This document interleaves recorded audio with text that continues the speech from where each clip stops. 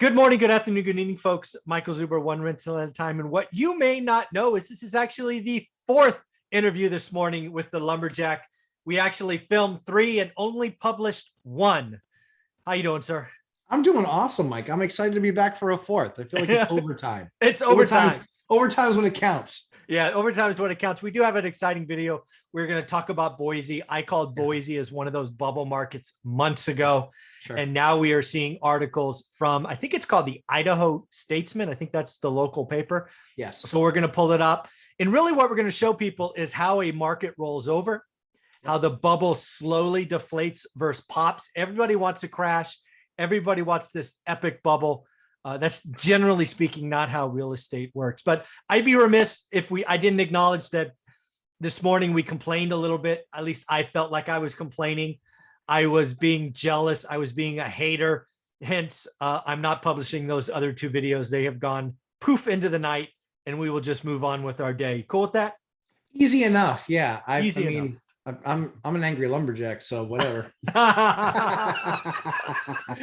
Yeah, I don't think they would have helped anybody. I felt better, but wasn't what I wanted to put out there. So they have been deleted. Well, if that's all I could accomplish, Mike, was making you feel better, mission accomplished. There you go. Well, let's pull up this article, because again, I want to pull this up because everybody wants to talk crash. Everybody wants to talk bubble. Everybody wants a repeat of last time.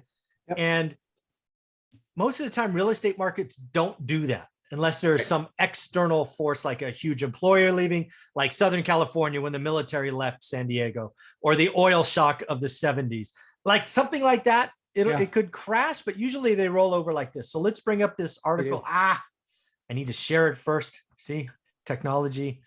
There we go. There and what do you expect from a couple of tech guys? Yeah, exactly. I was the sales guy. I haven't been in SC in 20 years.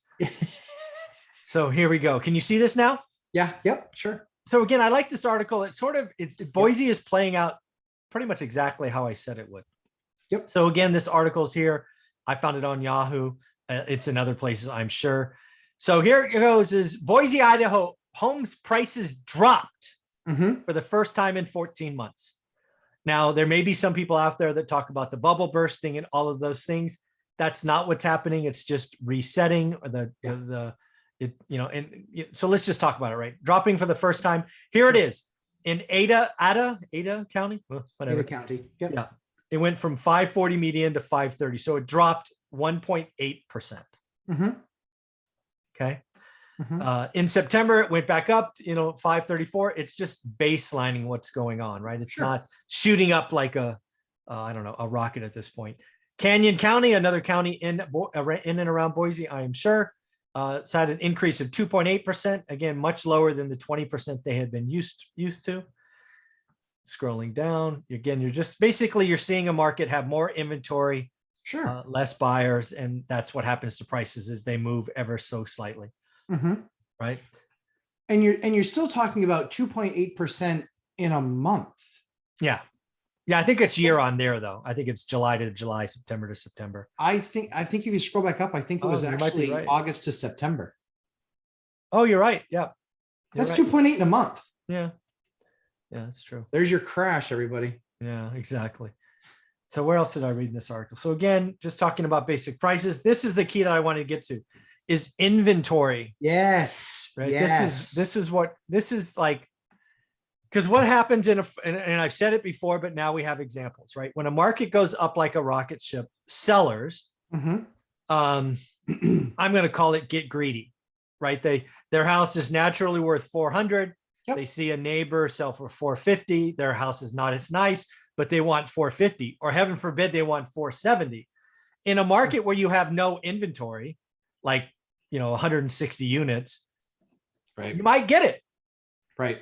But now they're seeing inventory skyrocket, right? It went from 260 and 160 to 1249 and 780. Yeah, I mean, what you're really looking at is you're looking at essentially those 2 markets combined being about 420, and now it being over 2,000. Yeah. You're looking at a 500% increase in the number of available homes in an 8-month or 7-month period. 8-month period. And then again, real estate is slow, right? Normally you do 5x your inventory and the buyers aren't there. Prices on something like I don't know, a car, for example. If your local Ford dealer suddenly had 500% more cars, you bet there'd be a blowout sale. They'd get them off the lot, right? Yeah, sure. Right. Well, I mean, that's the thing too, is that, I mean, this really does show very well that even a rollover is slow. Like there still was a 2.8% increase in Canyon County. There was only a slight decrease, 1.8% in Ada County. So I think, again, at the end of the day, what it really shows you is, okay, you might be starting to get to the point where there's going to be some softness, but you're still doing pretty well. Yeah. And also, again, Boise is that market I called out months ago as like the most stretched. And that really came from a builder, right? I saw a builder buy a plot of land. Yeah. And just, I think he paid 100x the last highest price per acre. I'm like, you know, that's not okay. It may have been 50x, but it was enough for me to do a video on it that I'm sure we can go back and find. Sure. And then what you have down here is, of course, you have builders pushing the envelope on price. Of course they are, right? Yep, when there's no inventory and everybody's coming from California or Seattle, you know, they got Seattle and California money. They're going to push the price, but inventory is going up. Yeah. The other big takeaway that I had in this article was up a little bit higher, which talked about, old homes having increased as well, you know, so existing homes, 390 to 399. Yeah. And 448 to 464. So what people, if you don't understand exactly what's literally happening in this particular case is that existing homes are significantly less expensive than new homes. Correct. And so people are saying, you know what, I still want to buy, I'm still in the market, I still need something, but I can't pay the premium. I can't justify the premium for the new house. Exactly. You know? So again, this is why I feel still good about no national housing crash, because if you're looking at Boise, the most hyper stretched market had a disproportionate demand supply imbalance. And trust me, 160 homes available in a county, even in Boise, that's nothing. That's like, that's like 5 days of inventory or less. Right. So to see it now to combined over 2,000, it's not even back to normal, but it's heading that direction. And you're only seeing small price movements.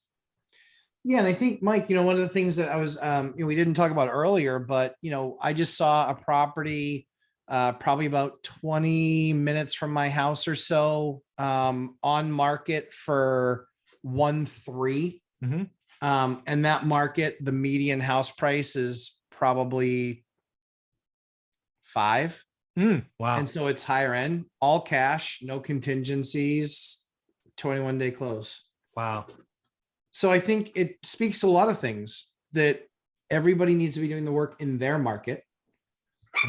Everybody needs to be kind of watching what the numbers are doing. But even in these massive growth areas like this, like what we're seeing here, of course, you know, builders flock, and the ones that can finish the fastest win, and the ones that can't are left with inventory, and then they make much less margin on inventory, and you hope they don't get stuck with any.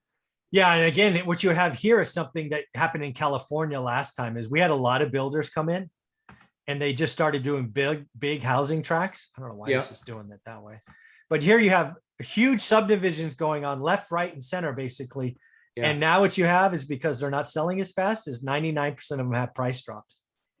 Price reductions, right? No, but those are pre-market, right? Yeah. So So again, it's no longer 100% seller's market. It's working back to a more balanced market. It doesn't go right from a seller to a buyer, right? Like you're flipping a coin. It's a slow evolution. Again, this is why if Boise is just going to adjust slowly, it goes back to the point that the national house appreciation isn't going to go negative. It's going to go up. I think we've already seen a lot of the growth. It'll go up 3 or 4%. It's not going to go down 20%. No, it's definitely a process. And, you know, again, it's to say that if you still need to buy a home in Boise, you're still buying a home in Boise, and you might not do new construction, you might do used, you know. And the other side of it too is that, you know, from an investment property perspective, somebody was on Sunday in my live stream, and they said that a fourplex in Boise is about $1 million. It's 800 to $1 million now. Oh, geez. I did not know 800 to $1 million now. Wow. And I said, you know, he said, so what advice would you have? Because I can't afford that down payment, even 3.5% down, yada, yada, yada, et cetera. And I said, I would start to look at the periphery. I would start to look around, you know, and start to pick what are the good areas around that area, because quite frankly, I don't think that an $800,000 to $1 million fourplex, that's going to be a very specific renter and a very high rent. Yeah. So, those numbers for rents are what start to scare me. I like to see rents with, you know, kind of, I think our range is about 1,100 up to about 3. Yeah. And that's the range I like to live in. I don't like to live in the $4,000, $5,000 rents. That's not, I want to be below the median all the time. Workforce housing, as they call it, is fine with me. I don't need to be in the totally agree. The higher stuff. But in the end, I think this is just proof positive that we're kind of, there are some markets that will go negative. Boise, I think, will have a negative print next year. Right. I think it'll be single digits, but it will be negative, right? So not a crash, but not positive. But again, I think the nation has a positive 3, 4, 5%. What do you think? Yeah, I agree. Who else do you think, who else would be on your list for that, you know, kind of top 3 of, you know, an adjustment market? So I think Boise, yep. Reno, Nevada. So not Vegas, but Reno, because it's that smaller second tertiary market. Yep. And I really haven't thought of a third. I think it's Austin. Oh, Austin. Yeah. It's so much tech money there, though. It is, but I think it is very bubble-like, though. Yeah. But it's very bubbly. I mean, you're seeing, you know, 100% increases, 200% increases over time. Actually, you know what? I'll pick San Francisco. Total. Really? Outlier. Yeah. I just don't think San Francisco is going to bring back the tech worker. San Francisco currently, as it's currently configured, lives and dies by the tech worker who can walk 100%. To work. Sure. Right? They can walk there. Yeah. I think they have San Francisco has done a great job of, I don't know what I want to say, pissing off that ilk. So they flocked to Austin, they flocked to Napa, they've come down to San Jose. Because there's other places you can operate in tech and you don't have to be in the city. Sure. So I think San Francisco going to have a lot less tech office space. It's going to have, and that will ripple through to rents, that will ripple through to value. So I'm going to pick Boise, Reno, San Francisco. Yeah, I would say, I think I'm probably going to be on, I think it's Boise, definitely. I think it's Austin. I think that happens in Austin. And I mean, the other one, it's kind of a long shot. It's more of a long shot. It's more that you don't really hear a whole lot of people talking about is Denver.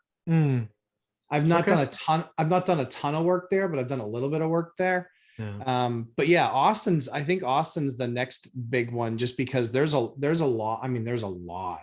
And as far as building goes, you can pump out the houses. Yeah. Texas is a little easy to build, or easier to build. Well, I'll tell you what, folks, this is an interesting conversation. If you were to pick 3 bubble markets, what do you think they are? List below. We'll see if what people agree with. By the way, Boise's going to be on the list. I'm just saying. Well, yeah. I mean, anything that goes up that aggressively, it's going to correct. And we're not calling for a crash. No, it's just like when a balloon pops, yes, it can pop, but they also can slowly deflate. Right? I don't know if anybody remembers that when you pop a balloon, it just slowly deflates. My kids love the squeaky noise. Yeah, the squeaky, like just let it out. Yeah, there's other things in this big blow up. So, Matt, I appreciate it. Anytime. I just didn't feel good about those other 2. So easy enough. I'm always happy to jump on and talk real estate and help people. Cool. All right, buddy. How can people find you? Lumberjacklandlord.com and on YouTube, and 11:30 a.m. Eastern time this Sunday after the daily financial news on One Rental at a Time. We will be doing a live stream. And so far, I'm thankful. I kept to my word. This last week was only 3 hours. Nice work, buddy. Take care of yourself. All right. Thanks again. Thanks, Mike. Mm-hmm.